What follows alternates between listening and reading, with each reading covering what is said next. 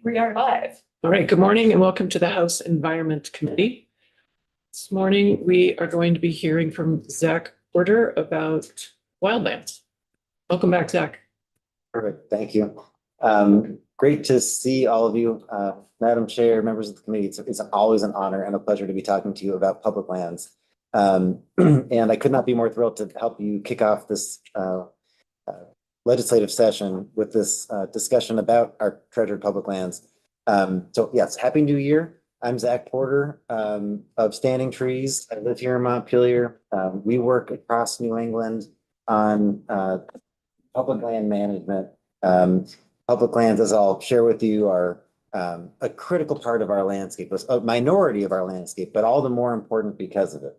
And so we'll dig into that today. And please feel free to ask questions as we go today, but for bigger questions, maybe best to hold it to the end. And I'm going to do my best to save enough time for ample Q&A afterwards, but let's jump in. There we go. So my lifelong passion is public lands. I have always been fascinated by the blank spots on the map. This is a map showing, does anybody have a guess? What are those dark lines on this map? Population density. This is a close proxy, perhaps, for population density, but not exactly population. Good, really good guess. Roads. Roads. So this is a map showing roads in the lower 48. And we'll zoom in on New England a little bit later. But I wanted to start here because what we're talking about today really are those largest blank spots on the map in the United States, which have extraordinary value for being what they are. And you can just see how scarce they are east of the Mississippi. And again, because of that scarcity, how important. And this has been my kind of driving force in my own personal life, professional life, is working on behalf of America's public lands, the blank spots on our American Atlas. And that's what Standing Trees does here in New England. Just up the hill here, if you started hiking up the backside of the Capitol building, you wouldn't, in just maybe a day's long walk, you'd be in the Worcester Range. The Worcester Range, this is the view from White Rock, are our closest wild public lands to Montpelier, a very special place to me and my family. To me, there are few things that say American democracy, that say freedom, the way that our public lands do. I do not feel that sense of just kind of unbounded freedom anywhere in America the way that I do on our public lands. Maybe that's a feeling that you have too when you're roaming in our public lands, through our forests, on top of a mountain. That's something that I treasure about our public lands. And then I know that's true for so many Vermonters. It's a very special part about what it means to be American, to be a Vermonter. Our public lands anchor us in our landscape. When you look up at the horizon, no matter where you live in Vermont, just about, you're looking at public lands oftentimes on our ridge lines. These are our compass points. They're our kind of reminders of who we are and where we are, whether that's Camel's Hump on the horizon, as you can see here, or whether that's your closest high point. But that's what public lands mean to us. They are a core part of our identity. In 150 years of forest regrowth, since we were down to about 80% deforestation in the late 1800s, in 150 years, we've got trees back on our landscape. But I think what we often don't think about is whether we have forests yet here in New England, here in Vermont. And this is an article that was just published here in a newspaper from the Pacific Northwest, but I thought the headline was perfect for New England as well. I think that we all struggle with a little bit of ecological amnesia, which is easy to come by and understandable. That's not a criticism. It's just simply the way it's human nature. We kind of appreciate what's around us. It's hard to appreciate what we've never seen, what we've never experienced. It's hard to understand that our forests today, and without an ecological education, it's hard to understand that our forests today are not the forests of pre-colonial days, and they're not the forests that we could have in the future if we put more of our forests on a path to growing old. What makes our older forests so unique are these incredible microhabitats, the diversity of conditions that you find in a natural forest. I think the term old forest is actually a bit of a confusing term, because what we're really talking about are forests of all ages, young through old, that are constantly changing. The dynamism is the key part of a natural forest, where you have young and old intermixed. And that's what you can see here with the tip-up mounds, the large trees falling over, creating gaps in the canopy. That's the diversity that we want to see in our forested landscape. And that's what happens naturally, all by itself in an older forest. These natural forests, these older forests, were once the dominant forest of much of the forested regions of the United States, including here in the Northeast. This is a map from Penn State that shows at a very broad scale. Of course, there was more nuance than what's shown here, but across time, how we have seen these major changes in the forested landscape of the United States. Today, the Northeast US has fewer acres of old growth. There's a smaller percentage of the Northeast in older forest, natural forest, than any other part of the United States. So we are farther behind any other region of the country when it comes to kind of the transformation that happened over the last 400 years. And so we have a long way to go to get back to even, like I said in the previous slide, just 0.3% of our forests are over 150 years of age, just 0.3%. So it's an opportunity, though, for us to put more forests on a different path. President Theodore Roosevelt, Teddy Roosevelt, is a hero for anybody who cares about public lands. And I just love this quote. The greatest good for the greatest number applies to the number within the womb of time, compared to which those now alive form but an insignificant fraction. Our duty to the whole, including the unborn generations, bids us restrain an unprincipled present-day minority from wasting the heritage of these unborn generations. The movement for the conservation of wildlife and the larger movement for the conservation of all our natural resources are essentially democratic in spirit, purpose, and method. And again, this just to me speaks to the supreme democratic values that are embodied in our public lands. This is Willoughby State Forest.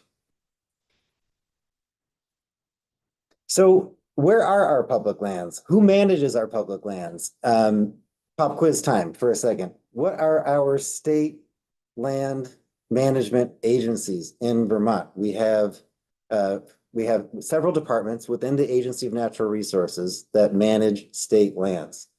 I know it's only day 2 of the session, but I'm going to put you on the spot for a moment. Even just a couple of them. Feel free to blurt it out.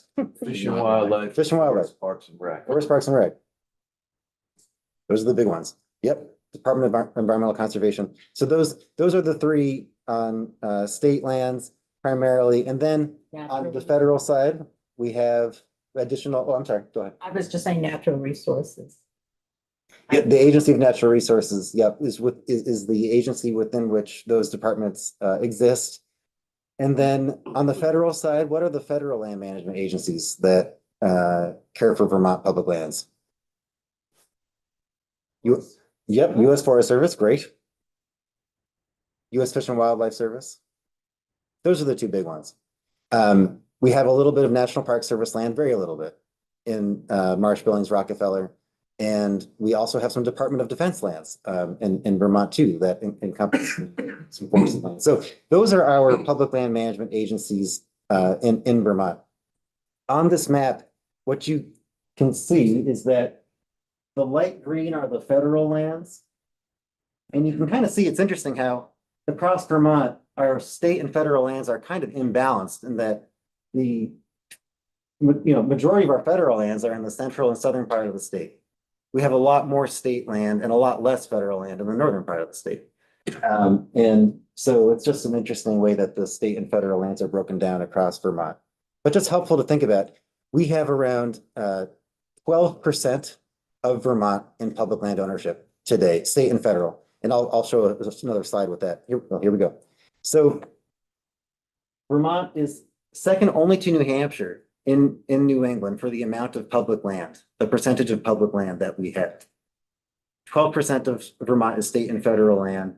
Now, that might not be much compared to, say, many Western states where a third, a half, or in some cases, 3/4 of Western states might be under public land management, ownership.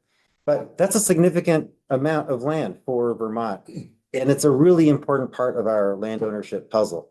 This map here is a little hard to read from a distance, but what you're seeing are the public lands, federal lands in the dark green, the state lands in purple. You can see there's really not a lot of state land across New England, but it's actually more heavily weighted towards state lands in southern New England. And the dark kind of maroon color here is corporate ownership. That's corporate timberland ownership across the northern tier of New England, from the Northeast Kingdom clear across to Quebec and New Brunswick. So that's kind of how land ownership breaks down around the region.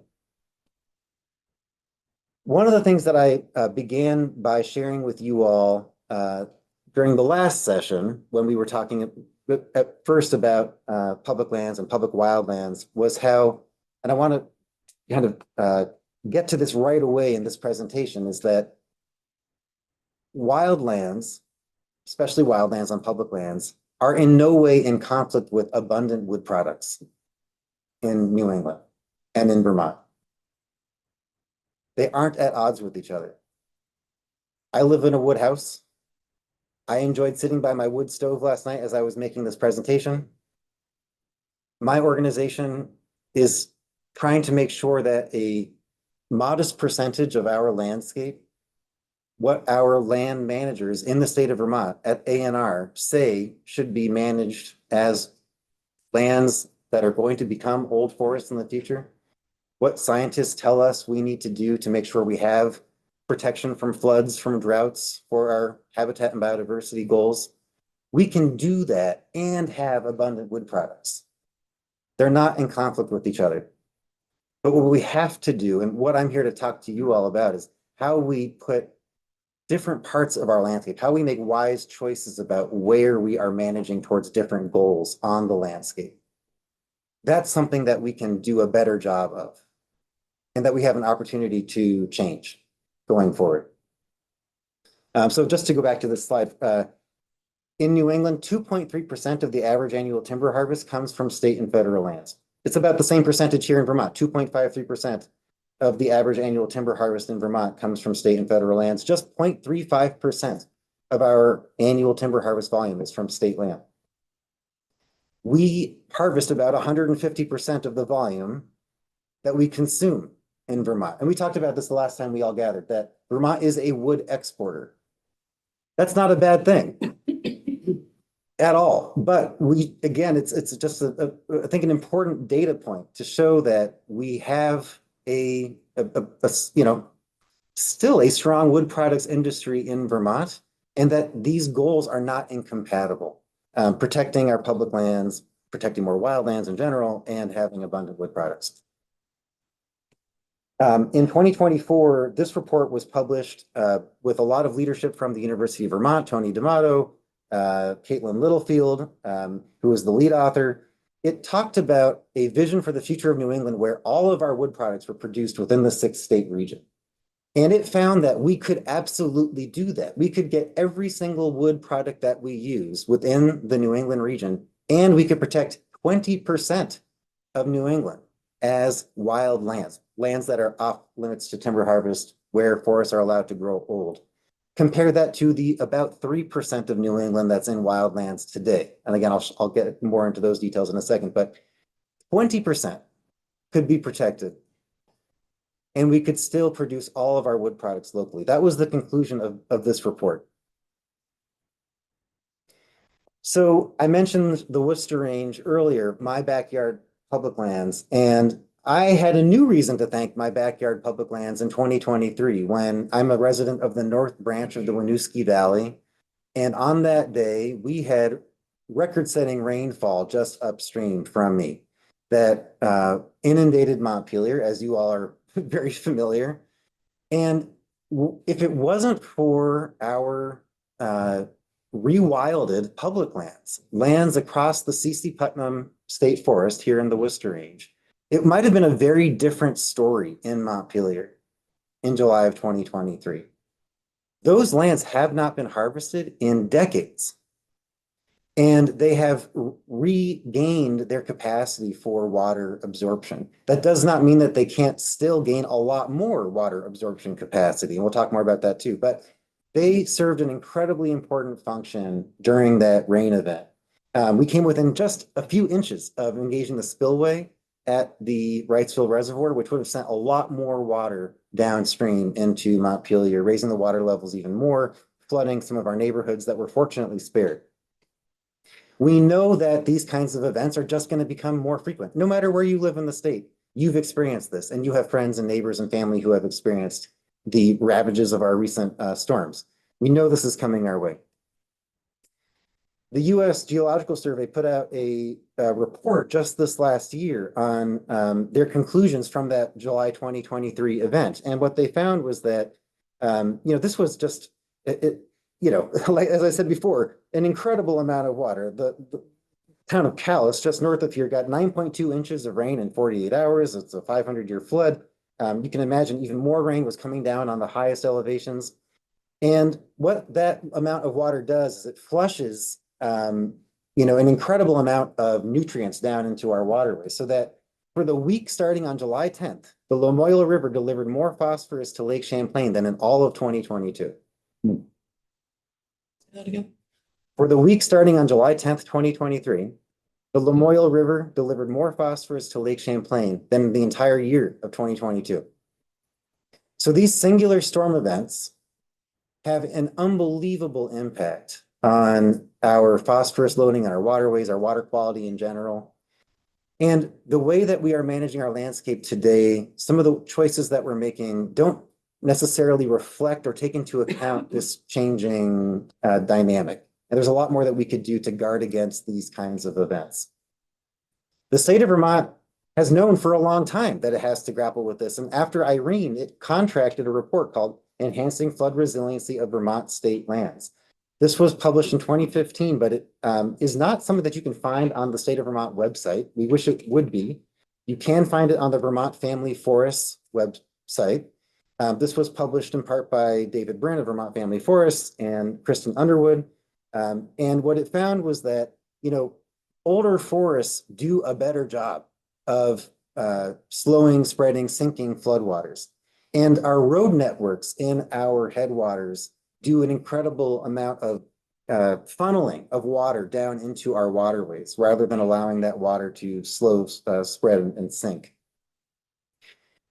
What they found was that reliance on AMPs isn't enough, and AMPs aren't designed to deal acceptable management practices for maintaining water quality on logging jobs in Vermont are not designed to address floodwaters. And this is something that I think is not commonly understood. And what we have dug into even more at Standing Trees with the help of an environmental consulting firm is that, yes, AMPs are an improvement on our best management practices, they're an improvement on our standard practices, but they don't replace the value of roadless areas of wild forest lands when it comes to absorbing significant floodwaters, storing waters through drought periods, things of that nature. The same goes for protecting water quality for our communities. The city of Auburn, Maine, just recently put out a report showing that timber harvest was a real threat to its water supply reservoir. The city of New York is managing all of its water supply lands as unharvested lands, again, to protect water quality. And they are avoiding billions of dollars of water filtration costs by doing that. And again, I want to state that this is not a criticism of timber harvest. This is just to state that we can manage a modest percentage of our landscape to maximize these ecosystem services that we know we need, that we rely on more and more. So the state of Vermont in 2018 put out Vermont Conservation Design, which you've all had presentations on before from ANR. I put up several, I think, key passages from this, and you'll have the PDF handy, and I hope you'll go back and read these in more detail. But what Vermont Conservation Design says really clearly is that historically, the majority of Vermont's landscape was in an old forest condition. Our flora and fauna evolved in these old forests. And although there are only, small patches of old forest today, they can be restored passively. That's the amazing thing about our forests, is their power for recovery, all on their own for the most part. And the next speaker later in the day can talk even more about some of the proven track record of that in our neighboring Adirondacks. Vermont ANR noted that old forests protect water quality, sequester and store carbon, provide opportunities for adaptation and evolution. And they're an important control and kind of benchmark against which we can measure our active management of forests elsewhere. Something that's really important is the value of large areas, large wildlands, because in order to allow these natural processes to play out, you want as large an area as possible. And so Vermont Conservation Design identifies preferred minimum patch sizes of future old forest lands. And this is broken down by regions of the state. And so, for example, here in the Northern Green Mountains, 4,000 acres is the preferred minimum patch size of an old forest. Now, how many patches of 4,000 acres or greater can that's a large amount of acreage for a state like Vermont. And we have obviously a high concentration of those larger acreage parcels on our public lands in Vermont. It makes public lands, again, that much more important and valuable for the purpose of old forest management. And you can see that again, when we zoom in on that map that I showed earlier, you can see the spine of the Green Mountains clearly. The Worcester Range right here, and you can see the White Mountains, the Adirondacks, the Catskills all stand out clearly. These are the largest blocks of public land that we have in the Northeast, and these are these areas that are key to future old forests. When it comes to carbon storage, we know that wildlands store more carbon, sequester more carbon. If we leave our middle-aged stands unharvested, recent science from the U.S. Forest Service's own researchers show that we can double the amount of carbon by 2100 in our middle-aged stands in New England. Today, public lands store a third more carbon on average than private lands in the Northeast. So there's, again, just significant value in protecting these public lands that are already maturing rapidly beyond the maturity of many of our private lands. And we wanted to look at what's the economic value of those ecosystem services. And I'll circulate this after this presentation today. We published this report earlier in the year. We calculated, we believe for the first time, I don't think anybody else has done this, the value of ecosystem services on Vermont's public lands. And we also looked at the way that lands are managed.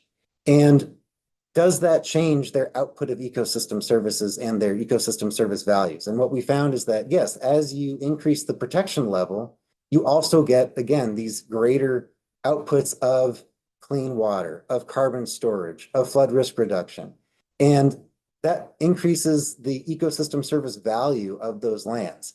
And so the comparative value of timber products from our public lands, just talking about our public lands here, is much smaller.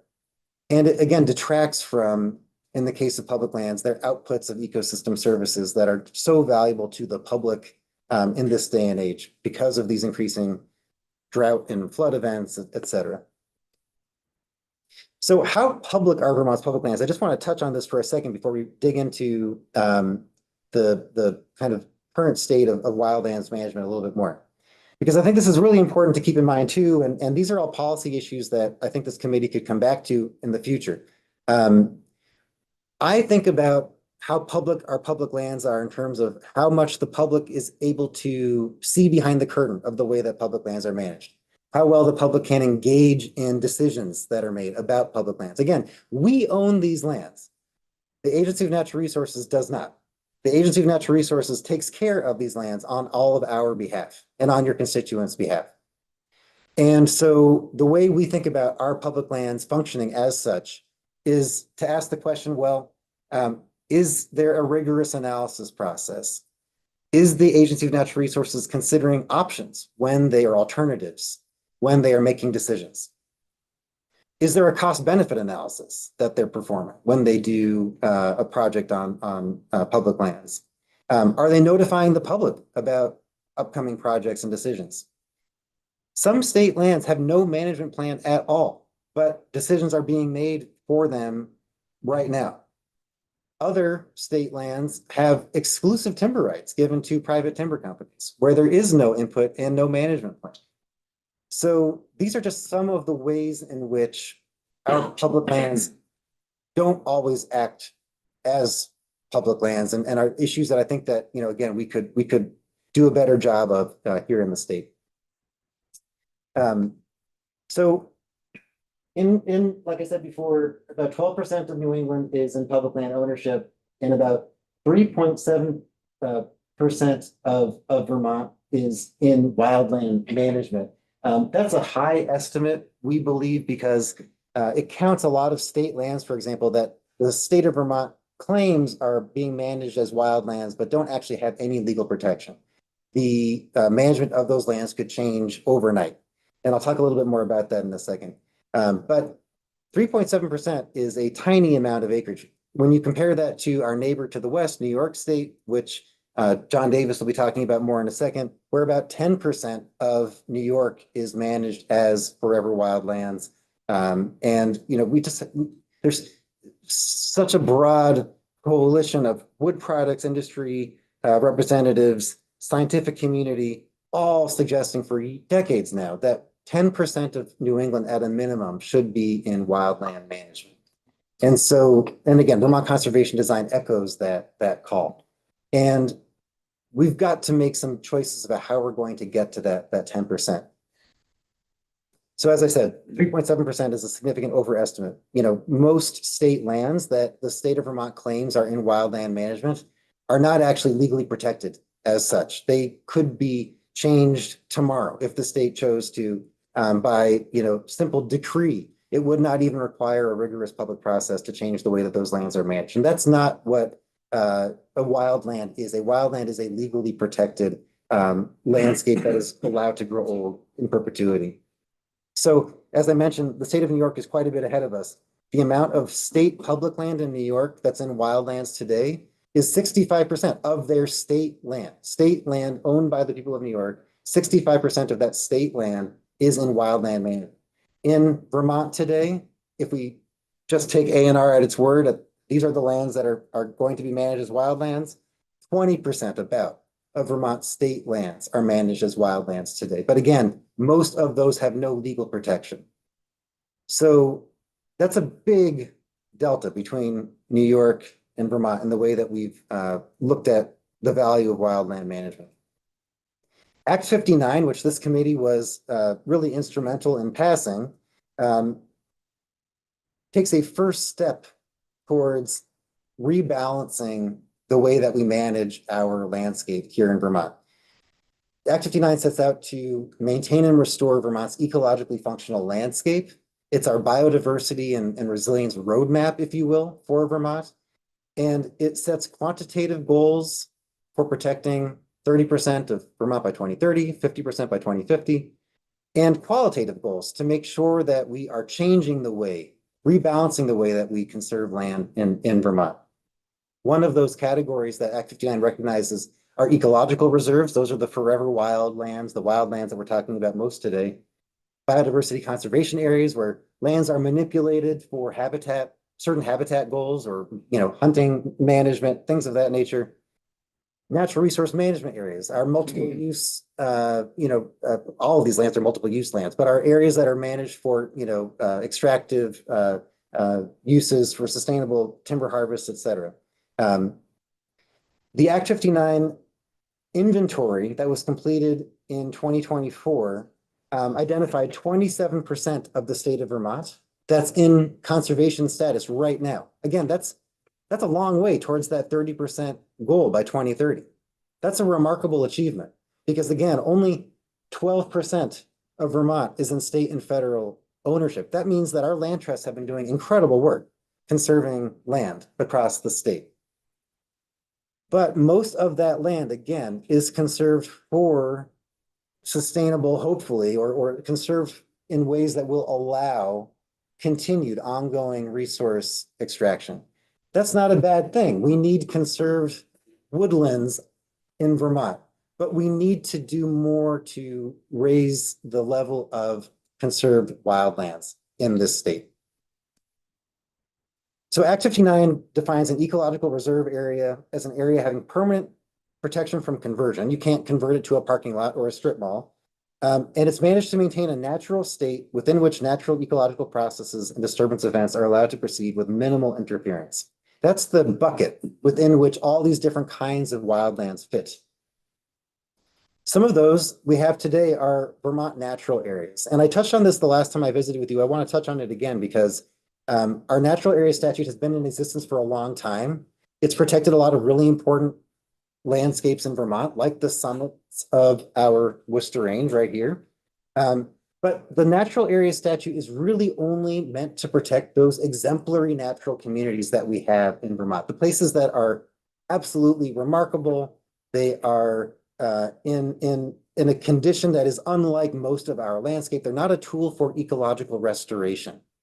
They're not a tool for rewilding.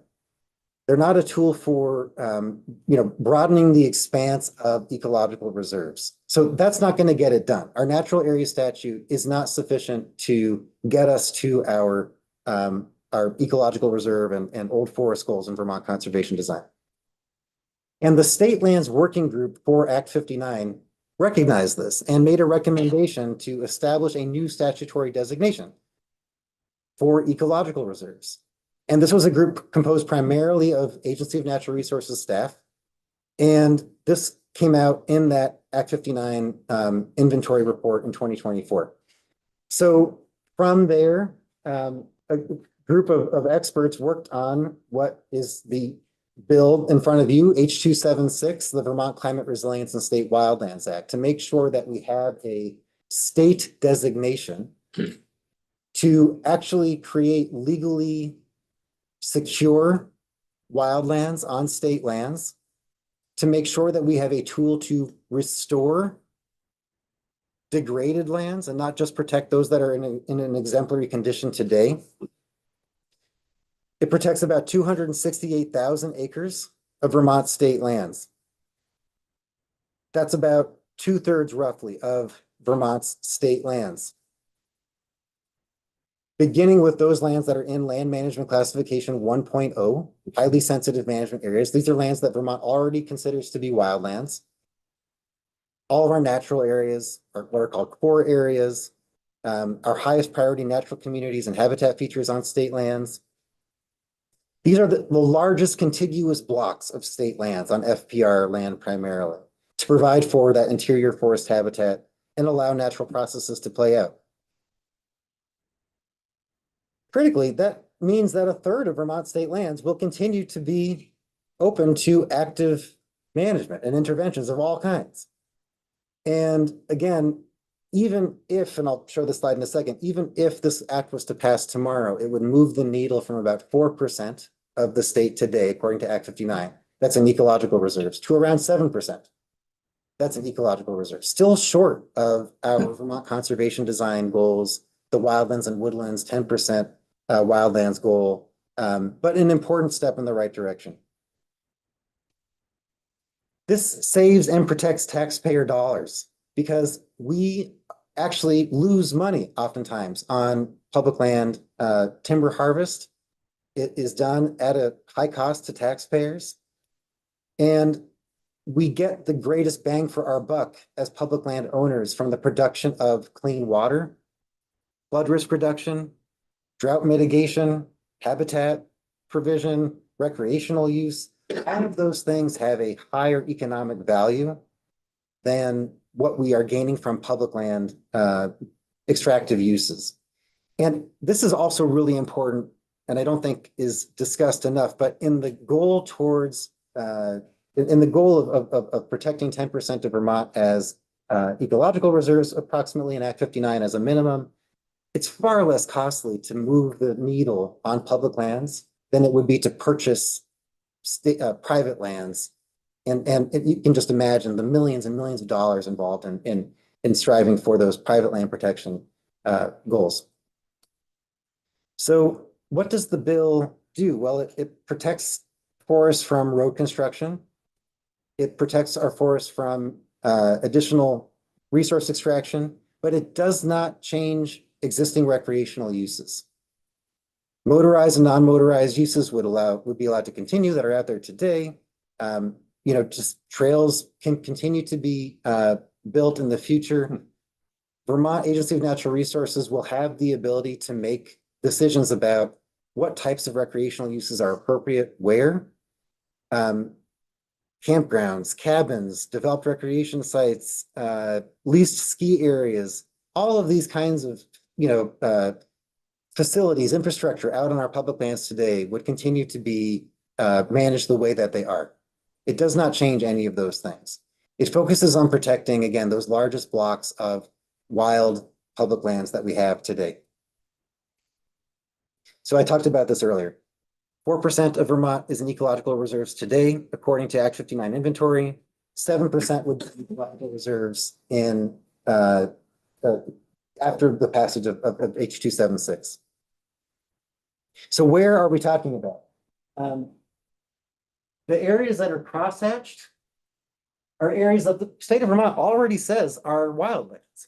So you can see that there's already 20%, as I mentioned before, of Vermont state lands in wildlands management. The areas that are in dark blue on this map would be areas that would be added to this network of wildlands with passage of the bill on state lands. Again, moving towards that 7% of the state that would be protected. And here's the southern part of Vermont, where there's far less state land. And we can come back to the maps if you'd like. I just want to conclude here by sharing a bit of a story from I guess the annals of conservation history in the US. The Wilderness Act was signed into law on September 3rd, 1964. It celebrated its 60th anniversary just a couple of years ago. And what is so remarkable about our public lands through the generations has been how bipartisan support for our public lands has always been. And when this act passed, it passed 373-1 in the House of Representatives. That's incredible. 73-12 in the Senate. Since the passage of the Wilderness Act, more acres of wilderness on federal lands have been designated under Republican presidential administrations than Democratic administrations. In fact, the president who oversaw the most acreage of wilderness designated was President Reagan, as a matter of fact. So what we know from the history of public lands is that we all love them, no matter who we are. And this is something that I, again, treasure about our public lands. They are supremely democratic. They speak to all of us. And we have a chance to do something here in Vermont that New York State did. This is a picture of the High Peaks region of New York's Adirondacks that New York did 130 years ago to put today about 10% of their landscape on a path to growing old. And today, that's where you'll find the cleanest water, the greatest storage of carbon, some of the most outstanding habitat in all of the eastern United States, the greatest amount of older forests in the eastern United States, as John Davis will talk more about. We can do that here too. Wildlands are a choice. It doesn't depend on the condition of our forest today. That's what makes this opportunity so hopeful, is that all we have to do is flip a switch. And my daughter's generation, her children, their children will have incredible benefits beyond our imagination from that choice. In the same way that leaders of 130 years ago in New York State, leaders of 60 years ago in Washington, D.C., made really wise decisions for future management of public lands. We can do that too here in Vermont. This is a book that John knows well because he was one of the key editors of it. Mary Bird Davis was the lead author, I believe, and she wrote in this book about Eastern Old Growth Forests, we are between two forested worlds, the natural forest of pre-European settlement North America and the recovered forest of the future. The earlier forested world is not dead. We're studying and struggling to preserve its living remnants, and we do not believe that the future forest is powerless to be born. These remnants, with our help, will become the seeds from which a renewed forest spreads. And we can do that and continue to enjoy all the benefits of our actively managed woodlands in Vermont at the same time. And we have a chance right now to put public wildlands on a better path. So thank you for your time, and I look forward to your questions. And I'm happy to come back again later to dig into, there's so much more science that we can cover than I wanted to even begin to broach in this conversation today, but I hope this gives you a good introduction as you're starting the legislative session. Thanks for your presentation. Do members have questions? Representative White. Thanks very much, Zach. I'm new, so it's nice to get a little background on this. So it sounds like current thinking on forest management is you let the forest grow old. Is that kind of the idea, as opposed to going in and clearing them regularly, like you might have seen out west with management practices? Is that the idea? So it all comes down to what are the management goals for a particular area. And there's no question, right, that we all use wood products. Mhm. And so where we are sourcing wood for wood products, at the vanguard of forestry today is the idea that we should practice silviculture to mimic natural disturbances as much as we possibly can.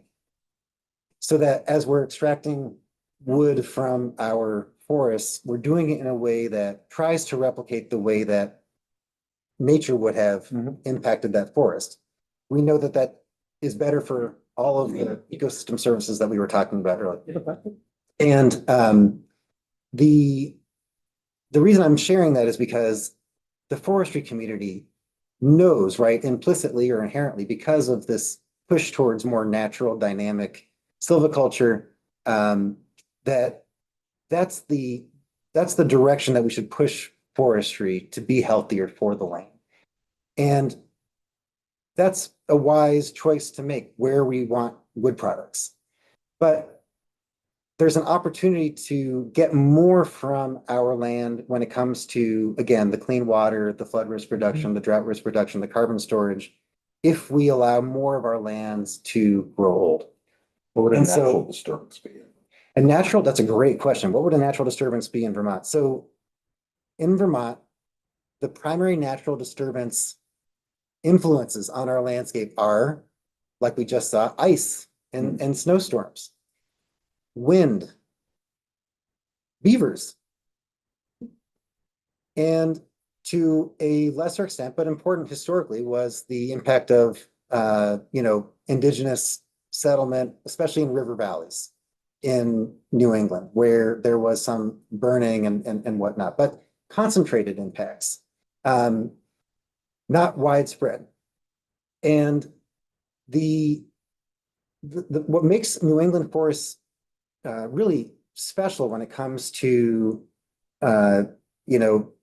storing carbon, for example, very similar to the forests of the Pacific Northwest that you've probably read about, and the redwoods and the sequoias of the West Coast. Our forests develop on millennial timescales without catastrophic disturbances. So fire, rare, extraordinarily rare as a natural occurrence here in New England's landscape. And the Forest Service recognizes that and just recently put out a report showing that fire continues to be a very low risk for our forests into the future. Hurricanes, tornadoes, also just extraordinarily rare on several hundred time year kind of interval events. But those are the kinds of disturbances that naturally shaped our forest, and would typically create very small openings in the forest.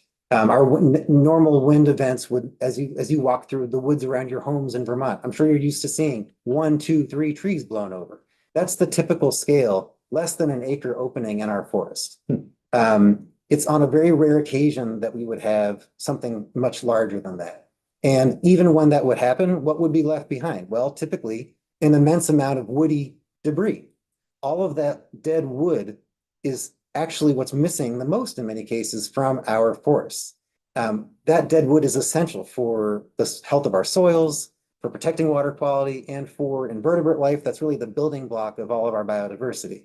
So those natural disturbances leave behind a legacy that's sometimes, depending on how we do forestry, different from what's left behind after we practice silviculture. But again, at the vanguard of silviculture is leaving more wood behind. And again, that to me is just another indication of the importance of thinking about having more of our landscape in a wild state. Thank you. Representative North and then Austin. Yeah, thank you, Zach, for your presentation. Good to see you again this year. Yeah. So just some questions on the percentages, just so they're clear to me. So how much of the 7% of Vermont land that's planned to be preserved as wildlands in H 276 is already Vermont state public land? So the 7%, if this bill passed tomorrow, that 7% number includes all wildlands in the state. So that's private land and public land wildlands. That's what I was trying to Yeah. determine, is how much of it is private, and how much of it is already state public land? Good question. If it went from 3.7 to, could you estimate half? I know you questioned the 3. Well, right, it would increase the amount of wildlands in the state by about, it would double about Some the, of that 3.7 is federal now. yes. And a good portion of that is already federal. Today, significantly more wildlands are in state and federal ownership than in private in Vermont. And I can't give you the exact percentages, but that I'd be happy to do the math on that and get it Figure back. out how many private owners would be impacting. Well, this bill would not impact any private landowners. Okay. So It's already all public land. this bill only deals with state land managed by Vermont A&R. Yes, and I should have made that clear. So this bill only designates lands managed by either the Department of Forest Parks and Recreation, Department of Fish and Wildlife, and Department of Environmental Conservation. So it doesn't, private landowners, as has always been the case, have, the opportunity to voluntarily conserve their lands. That wouldn't change. Okay, so the 7% of Vermont land that's in 276 doesn't affect any private land. Yeah, and again, the bill moves the needle from about 4% that's protected today in a mix of As private well. public. Yep, to 7%. But it's just that additional 3 to 4% that would be designated in this bill that's on state lands. This bill doesn't deal with any other land ownership. I'm not sure if anybody else in the room wants to jump in, but I hope I'm making I it think, yeah. Doesn't affect any private land. Not at all. No, although it's interesting, you say it doesn't affect any private land other than the upstream benefits Upstream benefit. of, and being adjacent to the Right. wild forest. If you own a forest that's adjacent to a wild forest, I would think you could make a strong case that that was a big benefit. Gotcha. And Okay. including, for, values that we enjoy every day, the aesthetic value, the recreational value, all those kinds of things. So what percentage of currently Vermont state public lands does that get us to in terms of the percentage of Vermont state public lands that are considered actually protected wildlands? So if this bill again, We're at about 20% currently. that's right. So if Gets us to what? this would move us to about, I believe it's around 65 to 70%. I can't, off the top of my head, it's about 2/3 of Vermont state. More lands. than New York's percentage. Barely more, yes, but it's almost the exact same amount. All right, good, thanks. Really good questions. Yeah. Slightly different, tack. So what are the currently active activities that are currently preventing those identified lands in H276 from just wilding on their own right now? I mean, what's going on that we need to stop with H276? Great question. So right now, the state of Vermont has management plans for some of its state lands, again, not all. And those management plans call for a variety of uses of those lands, including road construction or reconstruction, timber harvest, other activities. This bill puts some lands that currently have active management plans on a different path. Some of those lands already have wildlands designated per the land management planning process. Those are the bedrock of the wildlands proposed in this legislation. But there are also portions of these state forest and park lands that are actively being harvested or that could be in the future. And yes, this bill would change the way that some of those lands are being managed. What I can assure you is that, again, this is the teeniest, tiniest percentage of the timber volume in Vermont. And if we are looking for, again, opportunities to move the needle for wildlands with the least cost to our wood product industry, it makes a lot of sense to focus our wildland designation on state lands. And again, you get, what happens from public land timber harvest? Well, for one thing, you're actually flooding the market with subsidized wood. It actually brings the cost of wood down the more that you are seeking wood from public lands. Private land stumpage value could increase with less logging on public lands. And again, we have excellent foresters at the Vermont Department of Forest Parks and Recreation. We know we have private landowners. You've heard in this committee that there are private landowners who need more support to do forestry well on their lands. Why not put more effort into making sure that our private land forestry is done really, really well in this state, and allowing these public lands to continue to grow old? I think it makes a lot of sense. And again, it doesn't have to come at the cost of the production of wood products. Yeah, good questions. So we have Representative Austin, then Labor, and then Bagley. Yeah, great. Okay. I'm just wondering if you can talk a little bit more about the economic benefits of maintaining public lands. And, in terms of water quality, I think health, I have to believe health is, there's some savings, in terms of maintaining forests, carbon storage, the forest industry, the recreation industry. I mean, I'm wondering what savings, Vermonters are getting, by keeping these lands protected. Huge savings. And following this presentation, I'll share with you all this new report that we just published with the help of an economist at the University of Virginia, who has been studying natural resource economics for decades. And he put some hard numbers on the value of Vermont's state and federal public lands. I believe it's around, here, let me pull up the slide that I showed earlier, just to make sure I get the numbers right.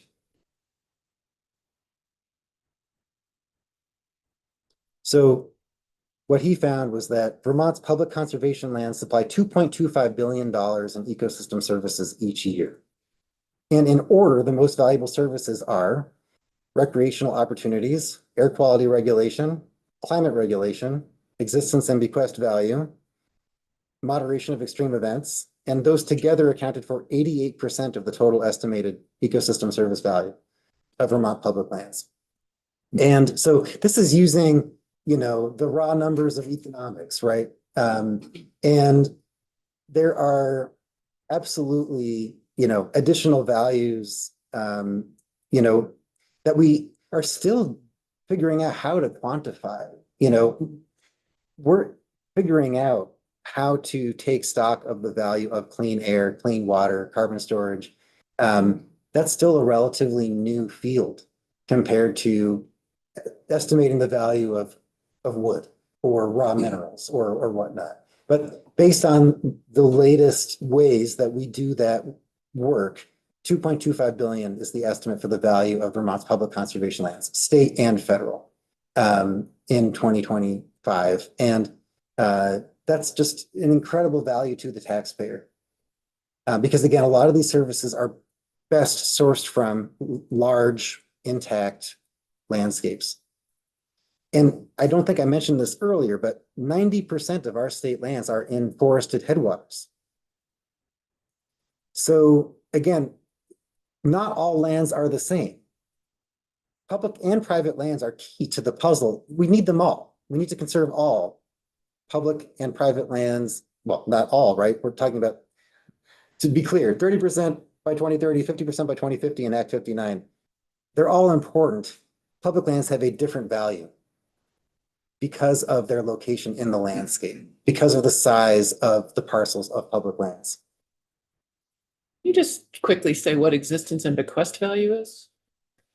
That's a good question. I believe that has to do with the kind of aesthetic value of public lands. And it's a good question. It's explained in the report. The term, I'll circulate the report.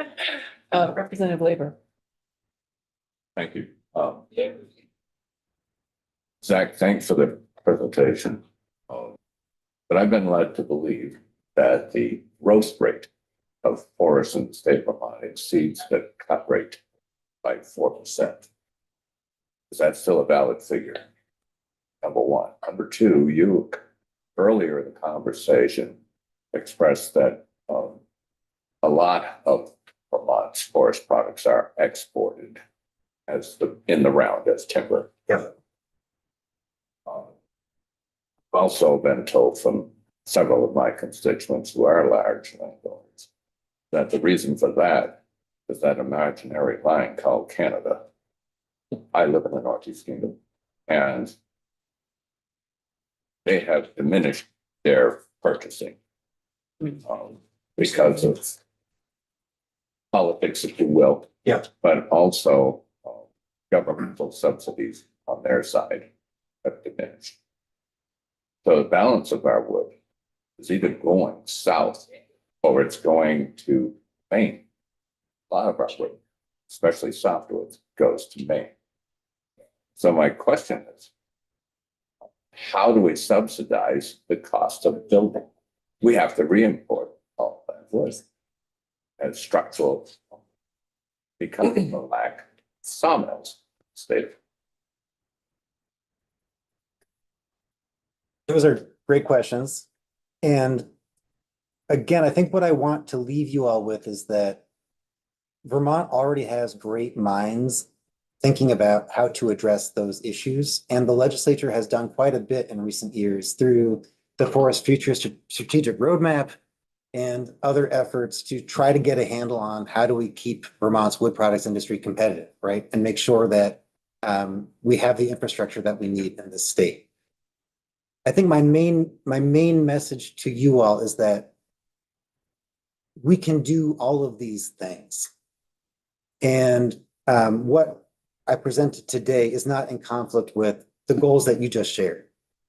And I am not sitting here as an expert in how to, bolster the wood products industry. And I would not pretend to be. But what I know is that, again, there are a lot of people involved in trying to figure out those questions, and that we can do both at the same time. We can get more from our public lands in terms of these ecosystem services that we need so badly. And we can also address these really important questions in terms of keeping the forest products industry vibrant in Vermont. It's not a great answer to your question. I want to acknowledge that, but I want to just be obviously as honest as I can be with you. So I think it's yeah, they're not mutually exclusive and I think I'll just leave it at that. Two more, Representative Taglivia, then Chapin, and then we're gonna put a wrap. Thank you. A couple of things. You mentioned that state lands currently are managed for timber.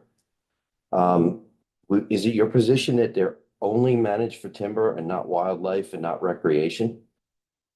Of Because course not. No. that, to me, is kind of it wasn't really a full assessment of what timber management actually does in a forest. So I just wanted to clear that up.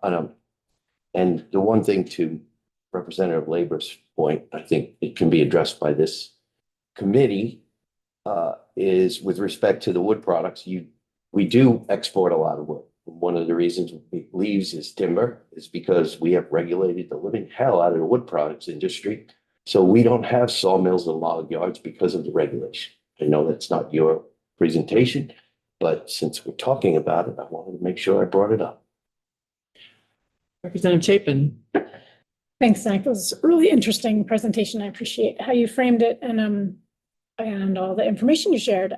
I really was glad you brought up, and I know it's one of your focal points, and it's back of my woods to the Wrightsville Reservoir below the state public lands of Putnam State Forest. And I know, we went through this, the state went through developing that, working on that land management plan and got a lot of feedback. And it was right after, I think, flooding and the almost topping of that reservoir. And I've been working on dam safety issues of late. And I guess I'd really love to hear your comments, since you, I think, have paid a lot of attention to that land area, about how the process of land management planning and dam safety, both under ANR, but under separate divisions within ANR,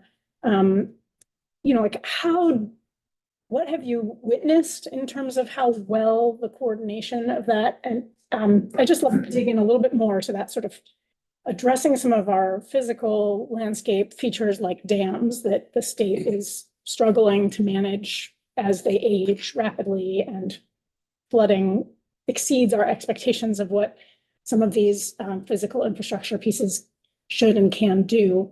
And we're struggling to make the investments, which are very costly. So, in that kind of a scenario, and I don't know how many are similar around the state, but I know right here, we've got that probably similar with, I presume it's similar with the Waterbury Reservoir and state lands. Just, are we doing enough? Could we be doing different kind of work to really look at the engineering and the land management and the scientific expertise to look at both issues at the same time? Or are we too siloed in how we approach it, which is sort of my assumption? Great question. And the short answer is yes. I think we've been way too siloed in how we look at all these issues that are extremely interconnected, obviously. And our state hazard mitigation plan, Vermont has a lot of plans. Our state hazard mitigation plan, our Vermont Conservation Design, Act 59, all again point to the importance of looking at the landscape holistically. Right now, the city of Montpelier is trying to find inches. We're trying to find inches of water that we could reduce from coming downstream, filling Wrightsville Reservoir, because that's how close the city came to a much greater disaster in 2023. And when the state of Vermont put out a draft management plan for the C.C. Putnam Forest, the Worcester Range Management Unit, the state did not initially do a flood risk analysis as a part of that. And we requested one in our comments that we submitted to the state. And to the state's credit, they did one. And they found that under the management regime that they are proposing for the C.C. Putnam State Forest, it would raise the Wrightsville water level by, they estimated, an inch, at a smaller rain event than the one that actually took place in July of 2023. An inch might not sound like a lot, but here's the thing, is that the amount of timber harvest proposed in the Worcester Range Management Plan is actually pretty small compared to all the timber harvest going on in the North Branch watershed. So if you think about it, there's already quite a bit happening up there. And if you think of the Worcester Range as like a control again for the landscape, as a balance point to everything else going on in the watershed, raising that water by an additional inch when we came within, I believe, 4 inches of the spillway engaging at Wrightsville. That's a significant change potentially in our future from what's proposed in the Worcester Range Management Plan. So what we know is that timber harvest does have a major impact on the amount of runoff, especially in the years immediately following that activity. And protecting and restoring wetlands is another extraordinarily effective way of slowing, spreading, and sinking waters. There's been a lot of focus on what we can do in our built environment to reduce flood risks, but there's so much more that we could do at actually much lower cost to taxpayers by changing the way that we leverage our landscape around us. And this bill is one way that we can start to address that by over time increasing the flood storage capacity of our forest land. And additionally, again, there are other questions that should be addressed by this committee in the future, such as what kinds of analysis should the state be doing when it's considering management actions on state lands? What kind of review should go on of flood risk impacts? All of those are things that should be addressed more clearly in statute or in rule and are not currently. And so those are really important opportunities. And, it also, of course, has huge implications for water quality. As we're at the 10-year mark of the Lake Champlain TMDL implementation, we need to revisit what are the impacts of all these land management choices on phosphorus loading. So it's all interconnected, like you said. Great question. All right, last one though. Quick one. You talk about wildlands and their capacity to either absorb water or slow it down. Yep. How much difference is there for, like, on my land? I've got trees that are somewhere between 80 and 100 years old, not all, but some. And the difference between trees that are 150 and 200 years, how forested land has that much difference in age? How much difference in water absorption is there? Great question. So there is a wealth of science about how the older a forest gets, the better it gets at storing and slowing the spread of floodwaters and runoff. How the fewer roads and other hard surfaces there are passing through a forest, how you reduce runoff, and how water quality is improved. That has a lot more to do with, in many respects, the structure of that forest than it does the ages per se of the individual trees. And what I mean by that is that in any given forest, even in our oldest forests, it's a relative minority of trees actually that are old, even in our oldest forests. What makes our oldest forests different is not just the presence of older trees, but actually maybe more importantly, the complexity of what's on the vertical and horizontal complexity of that forest, where you have from just eons of trees falling over and piling on top of each other. And that creates what's called tip and mound topography, pit and mound topography. That is this kind of, natural. If you imagine right now, a lot of our forests growing out of former agricultural or lands or pasture, it's like hard pan kind of, cutting board. Imagine, rain coming down on a cutting board down into our rivers versus onto a sponge. And when that water hits that sponge, it slowly kind of, through all that additional micro topography, sinks into the ground and slows down. That's what's missing from our forests.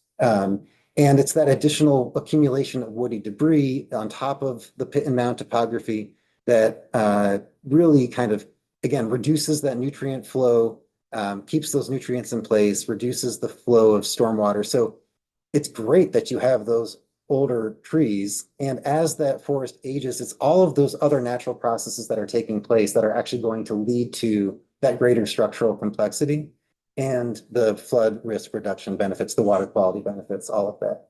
So, yeah, that's a great question. I hope that was a helpful response. Somewhat. I just think back, I know one of the rain events, I was driving down my road, watching the water come off the mountain, not only mine, but my neighbors. And the water was, it obviously wasn't being absorbed because we had months of, rain where the soil had just reached its maximum. And the water running off the mountain was, I never thought I'd see that much water running off of, just across the surface. Yeah. That's why I asked the question.